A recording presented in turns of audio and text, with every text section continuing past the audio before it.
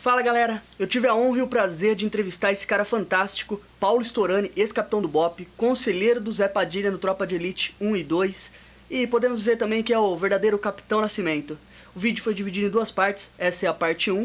Eu queria pedir para vocês deixar o seu like para ajudar a fortalecer o canal e também já se inscrever, que isso ajuda muito o canal a crescer.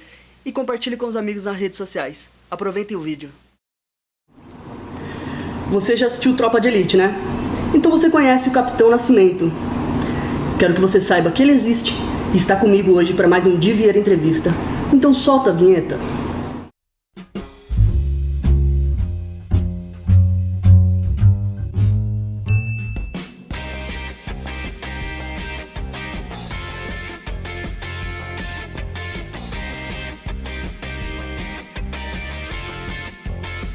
No vídeo de hoje, Paulo Storani, ex-capitão do BOPE e o verdadeiro Capitão Nascimento.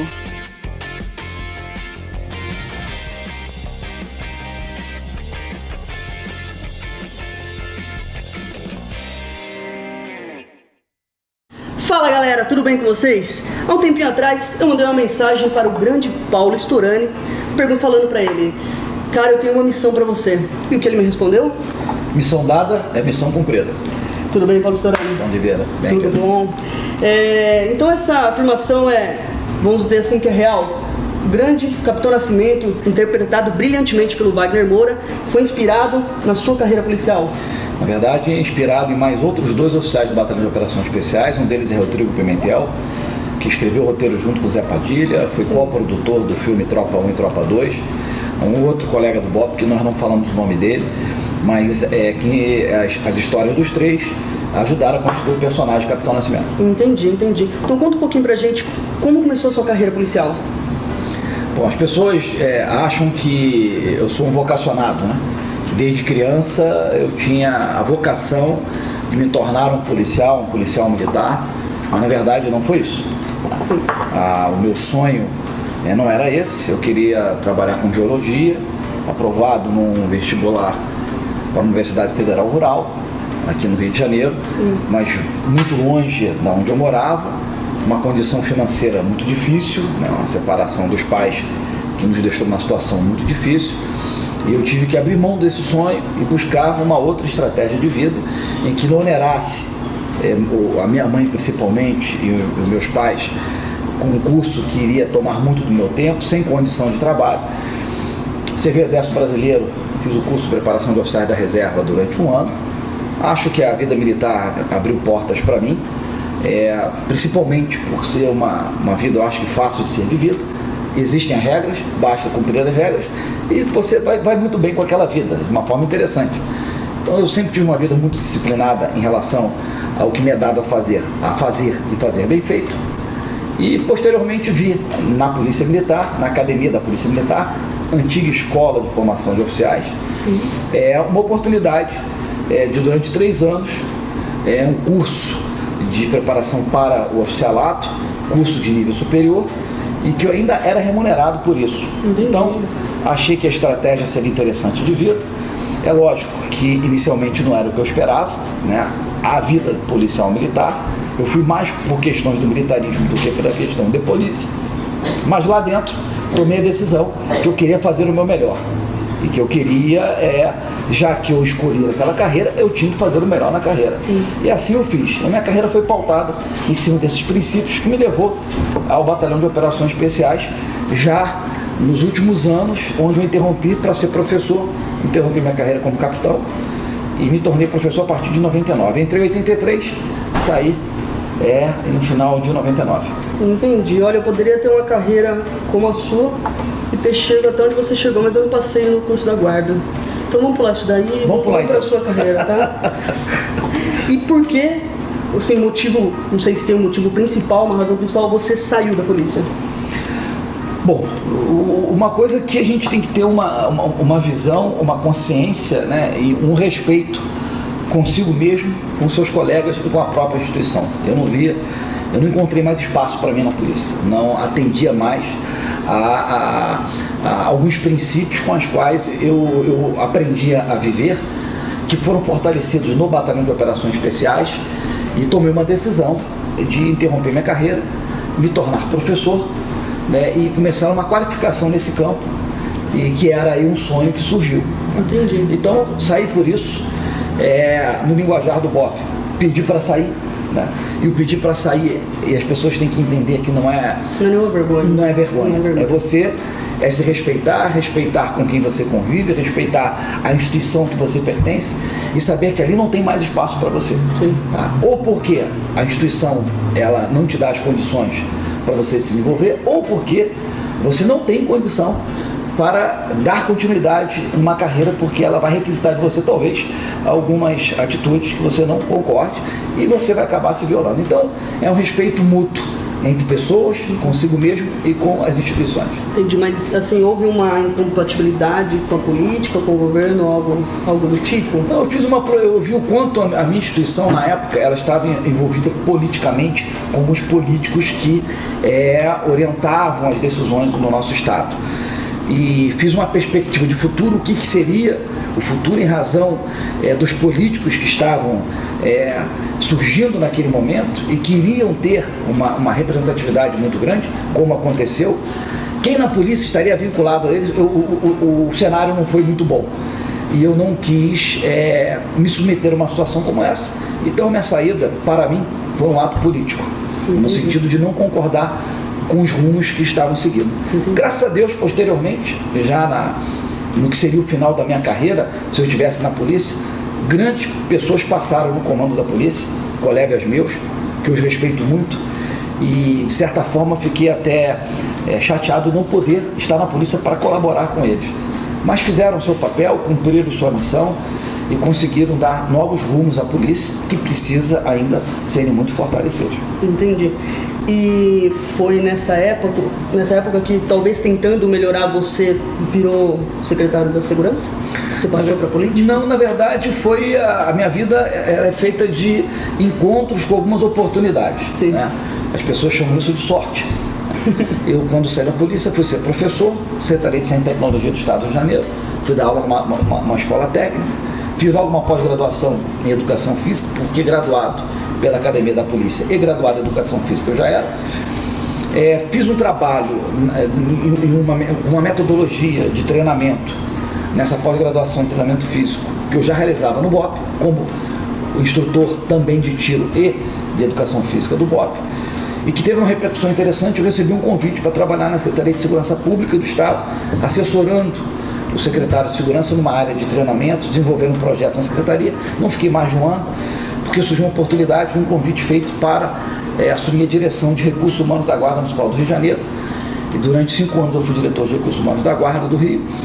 E tive a oportunidade já de fazer uma pós-graduação em Gestão de Pessoas, e emendei uma pós-graduação de Administração Pública, que me qualificou.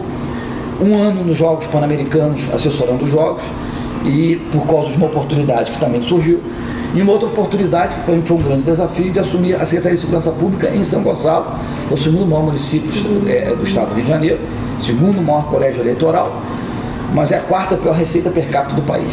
Uma cidade estimada em 1.300.000 habitantes, com uma receita muito precária, né? Então uma necessidade muito grande. O desafio foi por conta também de fazer muito com pouco, mas a Operações Especiais está acostumado com isso, né? E tive essa grande oportunidade. E logicamente depois da terceira pós, entrei por conta de uma ânsia para entender a cultura das organizações, que eu tinha visto nas 2 pós que eu fiz na Fundação Getúlio Vargas. Decidi fazer um mestrado em Antropologia, passei no concurso para o mestrado da Universidade Federal Fluminense e fiz uma pesquisa. Minha pesquisa para o mestrado girou em torno do Batalhão de Operações Especiais e um dos seus principais processos, que é o treinamento, como um rito de passagem. É um trabalho que recebi prêmios da Associação Nacional de Pesquisadores em Ciências Sociais, indicação para o doutorado, que infelizmente não consegui tempo para realizar, e foi muito sucesso. Foi exatamente nesse período que eu fui convidado para trabalhar como consultor do filme Tropa de Elite. Entendi. O que mais você sente falta no BOPE? Qual é a coisa que você mais, dá aquela saudade do BOPE? O que você a equipe, né? Trabalho em equipe, né? Aquele espírito de realizar, o espírito de enfrentar, o espírito de avançar mas com assertividade. A gente fala que temos que ser ousados, mas com sabedoria, e a sabedoria é a transformação do conhecimento em saber pela prática. Então, muito treinamento, isso cria um espírito de corpo em que transforma um grupo de pessoas numa equipe de alta performance, equipe de alto desempenho, chamado também de tropa de elite. Então, eu sinto falta desse convívio. Mas se lá estivesse, eu já não estaria mais no BOPE, com certeza, já estaria aposentado na polícia, mas é onde eu aprendi muito, né? A questão de superação de limite, a questão de valores que não podem ser flexibilizados. Valor é aquilo que não se flexibiliza, é o seu princípio transformado em ação. Então isso para mim foi muito forte. Eu sinto falta, eu tenho saudade dessa época, né? Porque ali eu me construí como um cidadão, como um ser humano mais capaz de enfrentar grandes desafios. Você sendo ex-capitão do BOPE, professor posteriormente, depois assessor do secretário de segurança, você se sente seguro no Brasil? Bom, eu me sinto seguro porque, de acordo com o ambiente, eu tomo as medidas para tornar o local onde eu estou mais seguro.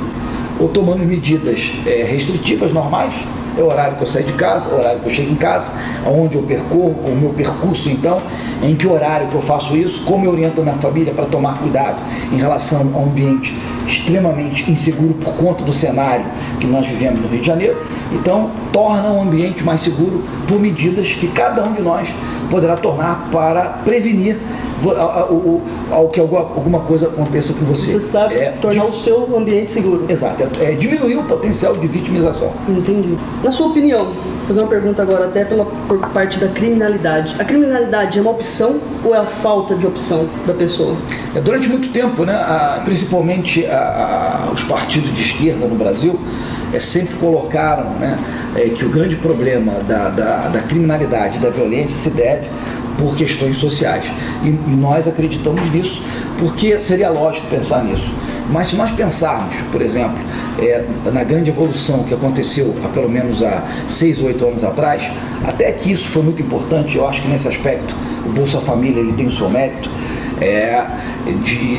mérito inicial de distribuir renda e fazer com que a economia dos locais onde havia uma grande concentração de pessoas que receberam esse Bolsa Família, foi uma economia, ela se fortaleceu, e o Nordeste eu acho que é o grande foco em relação a isso.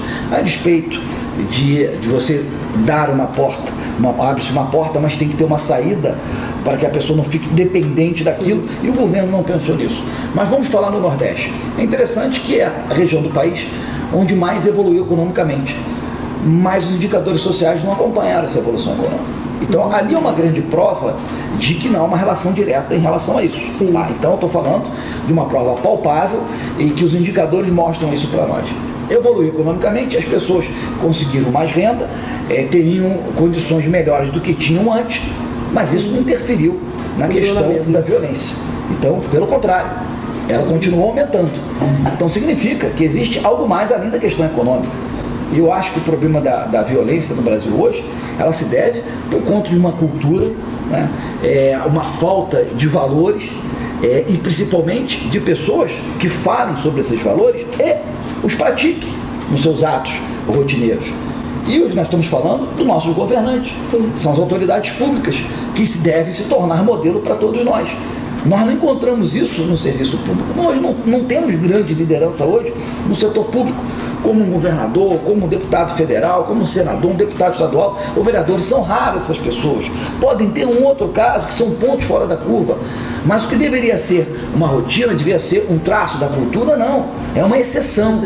Então você tem pessoas que inspiram as outras porque falam e praticam, e não porque falam, discursam e enganam o povo, fazendo o contrário daquilo que discursou. Esse é o motivo pelo qual nós tivemos quase que uma movimentação, uma mobilização nacional, e chegando a mobilização de milhões de pessoas, chegando até uma pressão tal que nós não tínhamos visto no país ainda.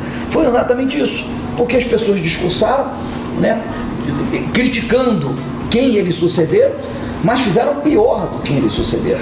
Então, a grande questão que nós falamos hoje, o Brasil vive uma crise moral seríssima, de pessoas que falam e não praticam aquilo que falam. Nós não vemos hoje isso sendo praticado nas escolas. Uma questão relacionada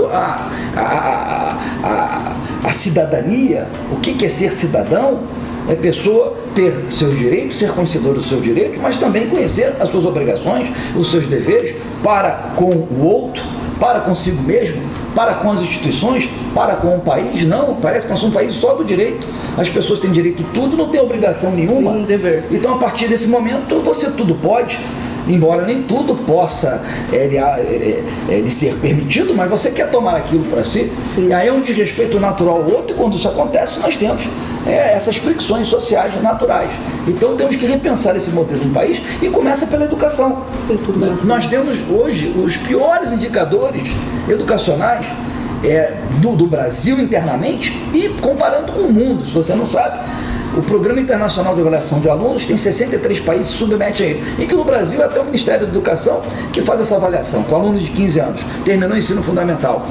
63 países avaliados, o Brasil é o 60º, 64 países avaliados, o Brasil é o 63º. É impressionante isso. No Fórum Econômico Mundial, nós temos que avaliar a competitividade dos países, e país ser competitivo significa você ter uma estrutura estruturas e pessoas capazes de competirem com o outro. Não é competindo querendo mal do outro, é que você tem capacidade de fazer mais e melhor do que o outro. Então você vai ser escolhido em detrimento daquele outro. O último que saiu agora, no mês passado, o indicador do Fórum Econômico Mundial, nós temos falando de 138 países, o Brasil é o 81º. Nós estamos abaixo da linha da mediocridade. Então, vários índices avaliados, corrupção do governo é um deles, é isso, nós somos campeões, mas um deles é a educação também. Nós somos muito mal avaliados em termos educacionais. Eu não estou falando de escolaridade, estou falando do que se ensina. Sim. É o que torna a pessoa capaz de fazer algo. Tá? Então, vivemos uma crise gravíssima. E o governo passado, que levou 13 anos, nada fez em relação a isso. E quem assumiu agora, quando faz uma coisa muito restrita, muito tímida, por conta da gritaria que é quando você fala em mudar currículo, por exemplo. A Coreia do Sul, em 30 anos, se tornou o melhor sistema de ensino do mundo. Um país que não planta nada, não tem nenhum minério, compra tudo, faz tudo, apostaram nas pessoas. Então tem um sistema de saúde, educação, transporte, melhor do mundo. E nós gostamos de comparar, né? E a gente não faz essa comparação, não é isso? Porque o Brasil, lógico, tem suas peculiaridades, é um país com dimensão continental. Nós temos países dentro do Brasil, somos muito Brasis, né? Que tem um trabalho da Fundação Oswaldo Cruz, um livro da professora Maria Seminário, que fala isso, hoje muitos Brasis. Então, a cultura é muito grande, mas como você vai administrar isso? Você não tem competência para administrar um país como esse, pede para sair, companheiro. Né? Dá chance para quem tem, investe na educação para termos melhores administradores que nós temos hoje. Você acha que todo esse perfil encaixa no policial corrupto? Você acha que é caráter ou é desculpas de salário baixo, pelo risco que corre, ou tudo junto? Ou você tem alguma coisa a acrescentar? Não existe policial corrupto com sociedade honesta. Não existe sociedade honesta com policial corrupto. Porque o policial nada mais é que um integrante dessa sociedade que escolheu uma atividade pública, mediante um concurso público, e vai exercer. Então, o problema que eu falei em relação ao Brasil afeta as instituições brasileiras, também as polícias. Se tivesse uma sociedade honesta, com certeza não teríamos policiais corruptos. Então, essa relação nós temos que reavaliar. E toda vez que falo da qualidade, da má qualidade da polícia, eu falo, bom, em que serviço público nós temos boa qualidade? Temos boa qualidade em saúde? Em educação? Em transporte? Não. Aí vai querer uma polícia com qualidade? Então, ele é feito dessa má gestão que nós estamos sofrendo aí, pelo menos desde que nós entendemos como pessoas. E a milícia? Como que ela foi criada? Tropa de Elite 2 mostra, né, um dos que a gente chama de mito de origem da milícia. Né? Tropa de Elite mostra que foram policiais que, convivendo com a dinâmica das comunidades, viram ali a possibilidade de, tomando o domínio daquela comunidade, o tráfico entorpecente, poderia, né, cobrar taxas dos serviços que fossem prestados dentro da comunidade, porque muitas delas ocorrem o que nós chamamos de não Estado, não governo. Então, as comunidades, você não tem um governo presente, a não ser a própria polícia. Sim. Talvez uma outra escola municipal ou estadual, talvez uma unidade de saúde para atender no nível de prevenção primária ou secundária, mas você não tem o Estado presente, você não tem as ações de governo, de pavimentação, tudo aquilo que você pode obter no asfalto, você não tem ali. Então, é um dos mitos de origem policiais que viram uma oportunidade de exploração daquela comunidade, exploração da atividade econômica, cobrando taxas e dominar aquilo como o traficante faz de uma outra forma. O policial, o ex-policial civil ou militar, o bombeiro, o ex-bombeiro militar, o funcionário da Secretaria do Sistema Penal, também o ex também, que foi excluído, ele se vê ali uma oportunidade, né, lucrativa, né, pela exploração daquelas pessoas naquilo, como o tráfico entorpecente faz a mesma coisa. Sim. Esse é um dos mitos de origem.